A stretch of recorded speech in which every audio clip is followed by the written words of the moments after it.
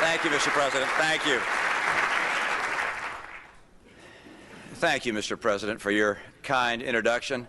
It is an honor to be here again today. This is an inspiring place because of you and the First Lady, and because of the film that's exhibited across the way in the Presidential Library. For those who haven't seen it, it shows the President as a young pilot shot down during the Second World War, being rescued from his life raft by the crew of an American submarine.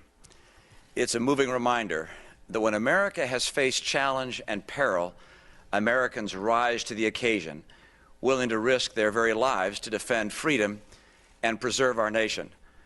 We're in your debt, Mr. President. Thank you very, very much.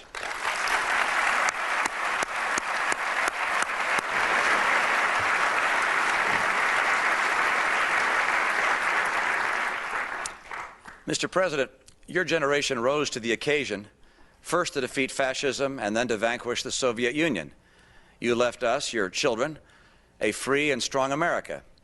It's why we call yours the greatest generation. It's now my generation's turn. How we respond to today's challenges will define our generation, and it will determine what kind of America we will leave our children and theirs. America faces a new generation of challenges. Radical, violent Islam seeks to destroy us.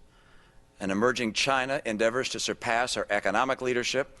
And we're troubled at home by government overspending, overuse of foreign oil, and the breakdown of the family. Over the last year, we've embarked on a national debate on how best to preserve American leadership.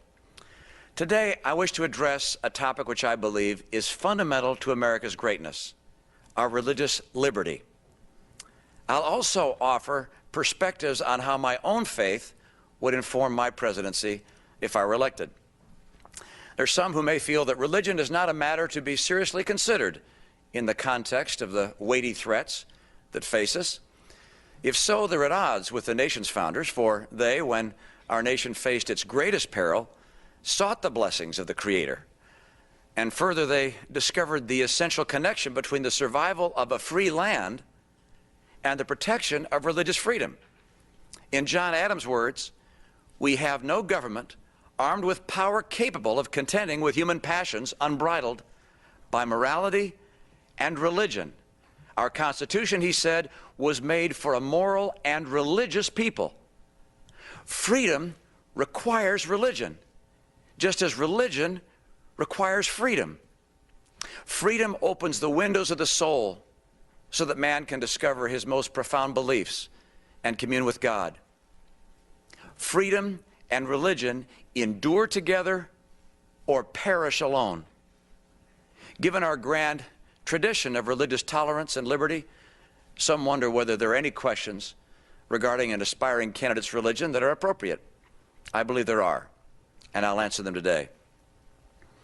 Almost 50 years ago, another candidate from Massachusetts explained that he was an American running for president, not a Catholic running for president. Like him, I am an American running for president. I do not define my candidacy by my religion. A person should not be elected because of his faith, nor should he be rejected because of his faith. Let me assure you that no authorities of my church, or of any other church for that matter, will ever exert influence on presidential decisions. Their authority is theirs within the province of church affairs, and it ends where the affairs of the nation begin. As governor, I tried to do the right as best I knew it, serving the law and answering to the Constitution. I did not confuse the particular teachings of my church with the obligations of the office and of the Constitution. And of course, I would not do so as president. I will put no doctrine of any church above the plain duties of the office and the sovereign authority of the law. As a young man, Lincoln described what he called America's political religion, the commitment to defend the rule of law and the Constitution. When I place my hand on the Bible and take the oath of office, that oath becomes my highest promise to God. If I'm fortunate to become your president, I will serve no one religion, no one group, no one cause, and no one interest. A president must serve only the common cause of the people of the United States.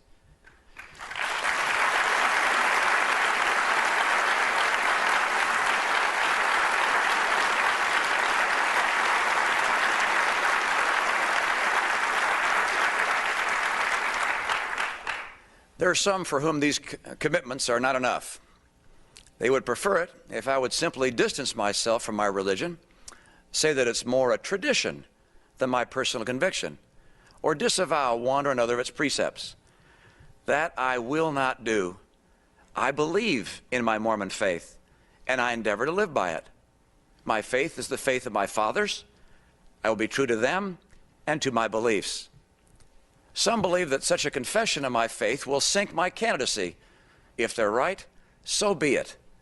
But I think they underestimate the American people. Americans do not respect believers of convenience. Americans tire of those who would jettison their beliefs even to gain the world. There is one fundamental question about which I'm often asked. What do I believe about Jesus Christ? I believe that Jesus Christ is the Son of God and the Savior of mankind. My church's beliefs about Christ may not all be the same as those of other faiths. Each religion has its own unique doctrines and history. These are not bases for criticism, but rather a test of our tolerance. Religious tolerance would be a shallow principle indeed if it were reserved only for faiths with which we agree. There are some who would have a presidential candidate describe and explain his church's distinctive doctrines. To do so would enable the very religious test the founders prohibited in the Constitution. No candidate should become the spokesman for his faith, for if he becomes president, he will need the prayers of the people of all faiths.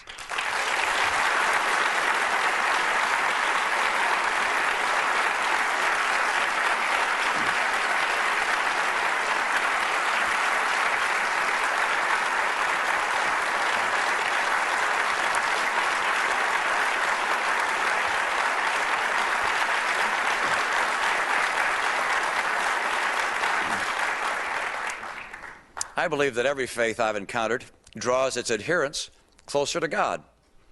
And in every faith I've come to know, there are features I wish were in my own.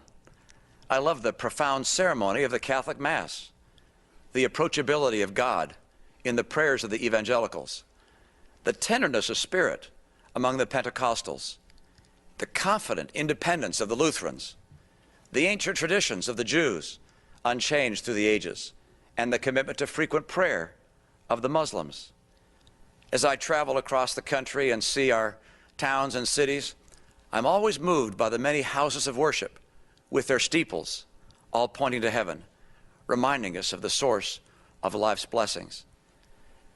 It's important to recognize that while differences in theology exist between the churches in America, we share a common creed of moral convictions. And where the affairs of our nation are concerned, it's usually a sound rule to focus on the latter, on the great moral principles that urge us all on a common course. Whether it was the cause of abolition, or civil rights, or the right to life itself, no movement of conscience can succeed in America that cannot speak to the convictions of religious people. We separate church and state affairs in this country, and for good reason. No religion should dictate to the state, nor should the state interfere with the free practice of religion. But in recent years, the notion of the separation of church and state has been taken by some well beyond its original meaning. They seek to remove from the public domain any acknowledgement of God. Religion is seen as merely a private affair with no place in public life. It's as if they're intent on establishing a new religion in America, the religion of secularism. They are wrong.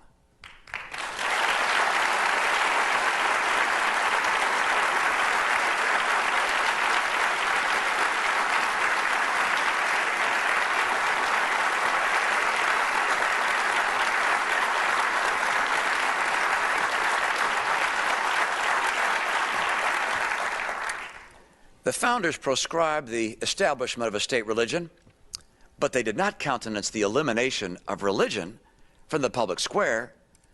We are a nation under God, and in God we do indeed trust. We should acknowledge the Creator, as did the founders, in ceremony and word. He should remain on our currency, in our pledge, in the teaching of our history, and during the holiday season, nativity scenes and menorahs should be welcome in our public places.